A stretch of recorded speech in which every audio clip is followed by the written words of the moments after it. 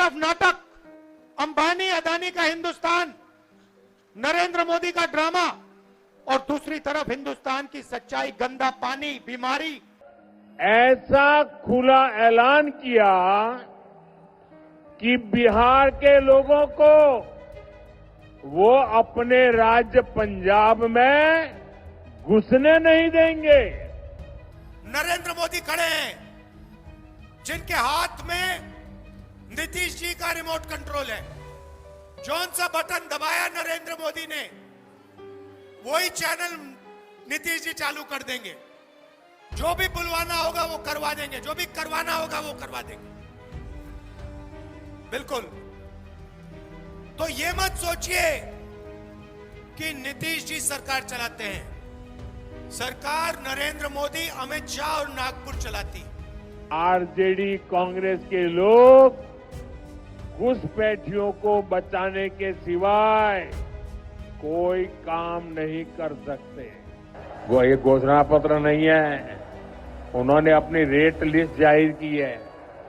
इनकी हर घोषणा के पीछे का असली मकसद रंगदारी, फिरौती, लूट खसूट, भ्रष्टाचार, यही सब है।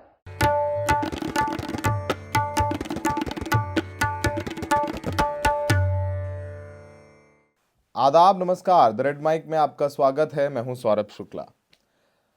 दिन खत्म हो गया है, ताबड़तोड़ प्रचार शुरू हो गया बिहार के विधानसभा चुनाव में, और प्रधानमंत्री नरेंद्र मोदी और नेता प्रतिपक्ष राहुल गांधी दोनों ही आज बिहार में थे। दोनों ही वो रैलियों में संबोधित कर रहे थे और दोनों के ही जो बयान हैं वो काफी तीखे रहे। यानी बिहार का जो क्रिकेट में होता है ना, स्लॉग ओवर्स, अंतिम ओवर्स, वो शुरू हो गए हैं। अब उन स्लॉग ओवर्स में कौन कितनी तेज बल्लेबाजी कर लेता है, उसकी शुरुआत हो गई है। प्रधानमंत्री मोदी छपरा पहुंचे। अब छपरा में आपको पता है कि चुनाव मैदान में आरजेडी ने खेसारी लाल को उतारा है, जो कि भोजपुरी सुपरस्टार हैं। उनकी रैलियों में बहुत भीड़ आ रही है। इनफैक्ट प्रधानमंत्री भी छपरा में रैली कर रहे हैं। अभी 2 दिन पहले तेजस्वी यादव ने भी छपरा में रैली की थी। भीड़ दोनों ही रैलियों में ज्यादा है, लेकिन अगर तुलना करेंगे तो तेजस्वी यादव और या खेसारी की जो रैली थी उसमें ज्यादा ही। प्रधानमंत्री मोदी की रैली में आपको पता है सिक्योरिटी चेक्स और तमाम चीजें रहती हैं, तो हो सकता है वो वजह हो, ऐसा हम मानते हैं।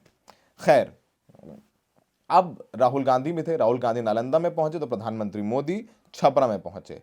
और राहुल गांधी लगातार, चाहे वो तेजस्वी हो या राहुल गांधी हो, अब राहुल गांधी ने जो कल रैलियां की उसमें वो अडानी, अंबानी, मोदी, इन सब चीजों पर फोकस कर रहे थे। उन्होंने कहा कि अमित शाह ने कहा था कि बिहार में इंडस्ट्री लगाने के लिए सबसे बड़ी समस्या है कि जमीन की कमी है, और वहीं पर राहुल गांधी कहते हैं कि यहां की सरकार ने, बिहार सरकार ने अडानी को 1 रुपए में जमीन दे दी है।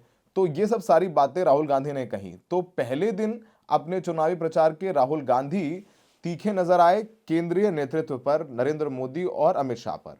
आज भी वो उनके तेवर तल्ख थे, लेकिन आज उन्होंने निशाना साधा नीतीश कुमार पर। उन्होंने कहा कि मोदी के हाथ में नीतीश का रिमोट कंट्रोल है। पीएम ने बटन दबाया और सीएम बोलने लगते हैं। फिर से बता रहा हूं, मोदी के हाथ में नीतीश का रिमोट कंट्रोल, पीएम ने बटन दबाया और सीएम बोलने लगते हैं। यानी remote control CM Nitish Kumar को राहुल गांधी बोलते हुए नजर आए। और उन्होंने कहा कि युवा सपना देखता है कि इंजीनियर बनूंगा, डॉक्टर बनूंगा, माँ पिता के पास जाता है और कहता है कि मुझे पढ़ाई करनी है। महीनों की मेहनत के बाद परीक्षा के 1 दिन पहले पेपर लीक हो जाता है और बिहार का ईमानदार युवा देखता रह जाता है। नीतीश कुमार कहते हैं कि 20 साल में उन्होंने बिहार को बदल दिया, लेकिन मैं पूछता हूं कि क्या बिहार में अच्छी शिक्षा, स्वास्थ्य मिल सकता है? बिहार के अस्पतालों में लोग जीने नहीं, मरने जाते हैं। तो उन्होंने, जो राहुल गांधी के दूसरा दिन प्रचार कर रहा, उन्होंने जो लोकल मुद्दे हैं, बिहार के मुद्दे हैं, उन्होंने उन मुद्दों पर अपना प्रचार केंद्रित रखा। तो फिर उन्होंने कहा कि प्रधानमंत्री के पास रिमोट कंट्रोल है, पीएम जो चाहते हैं नीतीश कुमार से वो करवा लेते हैं। बिहार को नीतीश कुमार नहीं चलाते हैं, बिहार को चलाते हैं शाह और मोदी। 20 साल से नीतीश कुमार चला रहे हैं बिहार को। वो खुद को अति पिछड़ा कहते हैं, लेकिन उन्होंने 20 साल में यहाँ शिक्षा, स्वास्थ्य और रोजगार के लिए कुछ नहीं किया है। ये बातें राहुल गांधी ने कही, हम सुनवाते भी हैं। राहुल गांधी ने कहा कि दुबई बना सकते हैं तो बिहार क्यों नहीं? मैं युवाओं से सवाल पूछना चाहता हूं कि मैं जिस प्रदेश में जाता हूं मुझे बिहार के लोग दिखाई देते हैं। दुबई जैसी जगह को आपने खून अपने पसीने से बनाया है। मेरा सवाल है कि जब आप दुबई और बेंगलुरु जैसे शहर बना सकते हैं तो बिहार क्यों नहीं बना सकते हैं? नालंदा में थे तो नालंदा के विश्वविद्यालय पर बात की कि दुनिया में मशहूर थी। जापान, कोरिया और इंग्लैंड से लोग पढ़ाई करने आते थे। दुनिया का शिक्षा का सेंटर था। आज बिहार में यूनिवर्सिटी के बारे में दूसरे लोगों से पूछिए, कहते हैं यहाँ सिर्फ पेपर लीक होता है। तो आइए सुनवाते हैं कि राहुल गांधी ने क्या कुछ कहा। नरेंद्र मोदी खड़े हैं, जिनके हाथ में नीतीश जी का रिमोट कंट्रोल है। जौन सा बटन दबाया नरेंद्र मोदी ने, वही चैनल नीतीश जी चालू कर देंगे। जो भी बुलवाना होगा वो करवा देंगे, जो भी करवाना होगा वो करवा देंगे। बिल्कुल। तो ये मत सोचिए कि नीतीश जी सरकार चलाते हैं। सरकार नरेंद्र मोदी, अमित शाह और नागपुर चलाती। बिहार के युवाओं से सवाल पूछना चाहता हूं। पूरे देश में जहां भी मैं जाता हूं, जिस प्रदेश में मैं जाता हूं, वहां बिहार के लोग मुझे दिखाई देते हैं। कर्नाटक, बेंगलोर, हैदराबाद, मुंबई, असम, बंगाल, सब जगह बिहार के लोग दिखाई देते हैं। सही है, गलत है? आप दुबई जैसी जगह को आपने अपने खून पसीने से बनाया है। आपके खून पसीने से दुबई बना है। सही है, गलत है? तो मेरा आपसे सवाल है कि अगर आप दुबई जैसा शहर बना सकते हो, बेंगलोर जैसा शहर बना सकते हो, मुंबई जैसा शहर बना सकते हो, हिंदुस्तान में इंफ्रास्ट्रक्चर बनता है, इमारतें बनती हैं, पुल बनते हैं, सड़क बनती है, उसमें बिहार के लोग अपना खून पसीना देते हैं और बनाते हैं। तो मैं आपसे पूछना चाहता हूं, ये जो चमत्कार आप बिहार के बाहर करते हो, ये आप बिहार में क्यों नहीं कर पा रहे हो? बिहार में क्या कमी है कि बिहार की जनता की जो ऊर्जा है, जो क्षमता है, जो कैपेबिलिटी है, वो बिहार को बनाने में नहीं लग रही है? तो राहुल गांधी ये सब सुन ही रहे हैं। उन्होंने फिर धीरे से प्रधानमंत्री मोदी पर निशाना साधा। उन्होंने कहा कि इंदिरा गांधी महिला होकर अमेरिका के राष्ट्रपति से लड़ गई थी। नरेंद्र मोदी जी डरपोक हैं, उनके अंदर दम नहीं है। ये बात राहुल गांधी ने कहा। राहुल ने आरोप लगाया कि छठ पूजा में वोट हासिल करने के लिए किया गया नाटक है और मोदी वोट के लिए मंच पर नाच भी सकते हैं। मोदी को छठ पूजा या बिहार की परंपरा से कोई लेना देना नहीं, उनका मकसद केवल वोट लेना है। सुनते हैं कि राहुल गांधी ने क्या कहा। पहले मैंने टीवी पे देखा, एक तरफ यमुना, फोटो देखी आपने? वो देखी? एक तरफ यमुना, गंदा पानी, उसको अगर कोई पी ले या उसमें घुस जाए बीमारी हो जाए। दूसरी तरफ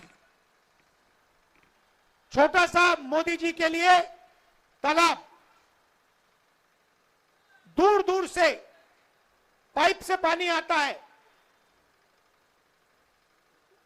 एक हिंदुस्तान, मोदी जी वाला हिंदुस्तान। अगर मोदी जी को ड्रामा करना है, छठ पूजा का ड्रामा करना है, तो पानी आ जाएगा, वीडियो कैमरा आ जाएंगे, साफ पानी, और उसी के 10 गज दूर हिंदुस्तान की सच्चाई। एक तरफ नाटक, अंबानी अदानी का हिंदुस्तान, नरेंद्र मोदी का ड्रामा, और दूसरी तरफ हिंदुस्तान की सच्चाई, गंदा पानी, बीमारी। टीवी पे आया, टीवी पे वो पाइप दिख गया कि भैया नरेंद्र मोदी जी नहाने आएंगे बाकी हिंदुस्तान गंदे पानी में नहाएगा। नरेंद्र मोदी जी के लिए साफ पानी आएगा, पाइप में तालाब बनाया जाएगा, मोदी जी ड्रामा करेंगे। ये पूरे हिंदुस्तान ने देखा है, पूरे हिंदुस्तान ने देखा। और जैसे लोगों को वो पाइप दिख गया, नरेंद्र मोदी कहते मैं तो नहीं जाऊंगा। अब आपने राहुल गांधी को सुना, तो प्रधानमंत्री मोदी भी छपरा में थे, पीछे कैसे रहते।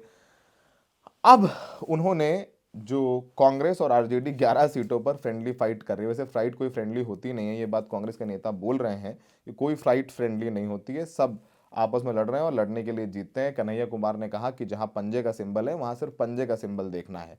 तो प्रधानमंत्री मोदी ने भी कहा कि कांग्रेस आरजेडी का नुकसान चाहती है। ये बात प्रधानमंत्री मोदी ने कहा। उन्होंने 2 रैलियां की, एक मुजफ्फरपुर में की, एक छपरा में रैली की, और उन्होंने कहा कि नरेंद्र नीतीश आपके सपनों को पूरा करने में जुटे हुए हैं, वहीं कांग्रेस और राजद वाले बिहार और बिहारियों का अपमान करते हैं। तेलंगाना और कर्नाटक में कांग्रेस के नेता बिहारियों को गाली देते हैं, तमिलनाडु के डीएमके के नेता बिहारियों को प्रताड़ित करते हैं, और इस बार चुनाव में तो कांग्रेस ने सारी हदें पार कर दी। जिन लोगों ने बिहारियों को गाली दी उन्हें कांग्रेस ने यहां प्रचार में बुलाया है। उन्होंने कहा कि पंजाब में कांग्रेस के मुख्यमंत्री ने ऐसा ऐलान किया कि वो बिहार के लोगों को अपने राज्य पंजाब में घुसने नहीं देंगे। उस वक्त मंच पर गांधी परिवार की एक बेटी, जो आजकल संसद में बैठी है, वो भी मौजूद थे। ये बात उन्होंने, प्रधानमंत्री मोदी ने अपने भाषण में कहा है। यही वजह है कि देखिए मेरे बैकग्राउंड पे 2 शेड्स देख रहे होंगे आप, तो दोनों तरफ की बातें करनी जरूरी है, कांग्रेस की भी और भारतीय जनता पार्टी की भी। तो ये थोड़ी क्रिएटिविटी जो है वे करने की कोशिश की है। थोड़ा सा हंसते मुस्कुराते रहना चाहिए, क्योंकि हमारी ज़िंदगी में बड़ी समस्याएं हैं, और समझ ही रहे हैं कि जैकेट वैकेट पहन के रखिए। ठंड अभी शुरू नहीं हुई है, लेकिन हमें बचा के रखना पड़ता है अपने आप को। आपको भी लोग, आप भी सोच रहे होंगे कि कहाँ सौरभ शुक्ला जो जैकेट पहन के बैठे हैं, अभी तो गर्मी नहीं हुई, लेकिन भाई अपने को बचा के रखना है। चुनाव कवर कर रहे हैं इतने दिनों से और आगे भी करते रहना है। तो इसीलिए जब हम लोग अपनी व्यक्तिगत सेहत के बारे में सोचते हैं, तो हमें अपने राज्य, अपने समाज की सेहत के बारे में भी सोचना होगा। तो क्या प्रधानमंत्री मोदी की बात आपको समझ में आ रही है? तो पहले एक बार सुन लीजिए प्रधानमंत्री को, फिर अंत में थोड़ा सा कंक्लूड करने की कोशिश करेंगे। लालटेन वाले हो, पंजे वाले हो, या उनके इंडी गठबंधन के साथी, ये लोग कैसे बिहार और बिहारियों का अपमान करते हैं। कांग्रेस के पंजाब के एक मुख्यमंत्री थे,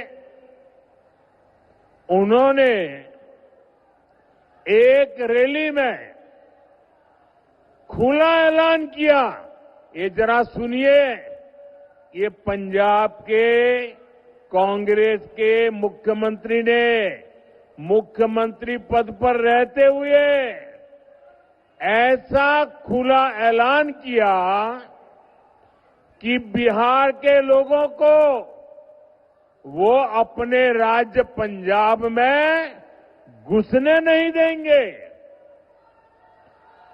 कांग्रेस के मुख्यमंत्री ने पंजाब में भाषण किया, और उस समय मंच पर उन्होंने तो भाषण किया, उस समय मंच पर गांधी परिवार की एक बेटी, जो आजकल पार्लियामेंट में बैठती है, वो जब एक बोल रहे थे कि पंजाब के लोगों, बिहार के लोगों को पंजाब के मुख्यमंत्री पंजाब में घुसने नहीं देंगे, और ये कांग्रेस के इतने बड़े परिवार की बेटी खुश होकर के तालियां बजा रही थी।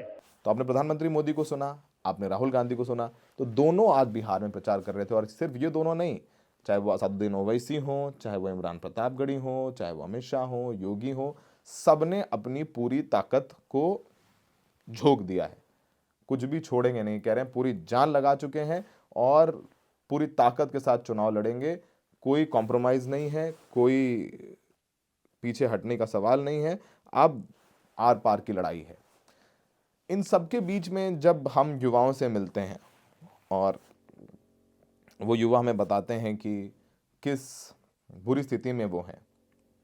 बिहार में इंडस्ट्रीज़ नहीं है, आईटी कंपनियां नहीं हैं, मॉल्स नहीं हैं, कारखाने नहीं हैं, तो छात्र क्या करेंगे? उनके पास इकलौती अपॉर्चुनिटी होती है कि वो सरकारी नौकरी की तैयारी करें। सरकारी नौकरी की तैयारी करते हैं, पहले फॉर्म लाएं आएँ तो उसके लिए प्रदर्शन करते हैं कि वे वैकेंसी के लिए प्रदर्शन करते हैं। वैकेंसी आ जाती है तो पेपर नहीं होता है, पेपर के लिए प्रदर्शन करते हैं। जब पेपर हो जाता है तो पेपर के नतीजे के लिए प्रदर्शन करते हैं, और फिर पेपर लीक हो जाता है तो पेपर रद्द कराने के लिए प्रदर्शन करते हैं। तो एक दुष्चक्र में बिहार के युवा फंस गए हैं और उसी चक्र में घूम रहे हैं, और फिर उम्र निकल जाती है, सरकारी नौकरी की एज निकल जाती है। आगे पढ़ाई कैसे करें, क्योंकि घर वालों के पास पैसा नहीं है, किसान के बेटे हैं। फिर आ जाती है घर चलाने की जिम्मेदारी, गरीबी सामने आ जाती है। तो कोई चाय बेच रहा है, कोई चने बेच रहा है, कोई मोमोज बेच रहा है, कोई बाहर जाके मजदूरी कर रहा है, साथ साथ पढ़ाई भी कर रहे हैं। लेकिन ये कितनी बड़ी त्रासदी है। 10,000 रुपये महिलाओं को दिए गए हैं, हो सकता है महिलाएं वोट भी करें, लेकिन युवाओं के लिए एक बहुत बड़ी चुनौती है। और 20 साल की सरकार है, लोगों को हिसाब तो मांगना चाहिए, हिसाब तो मांगना चाहिए। बाकी जनता जनार्दन है, हम बिहार से आपको ग्राउंड रिपोर्ट, इंटरव्यूज़, एनालिसिस, रैलियां सब बता रहे हैं। इसीलिए आपसे कहते हैं कि हर चीज़ आपको बिहार चुनाव से संबंधित रेड माइक में मिलेगा। तो हमें देखते रहिए। हमारा काम पसंद आ रहा है तो शेयर करिए, और यूट्यूब में जाके ज्वाइन बटन दबाइए, और अगर हमें थोड़ा सा सहयोग करना चाहते हैं तो आप वो कर सकते हैं। मैं देखने के लिए बहुत बहुत शुक्रिया।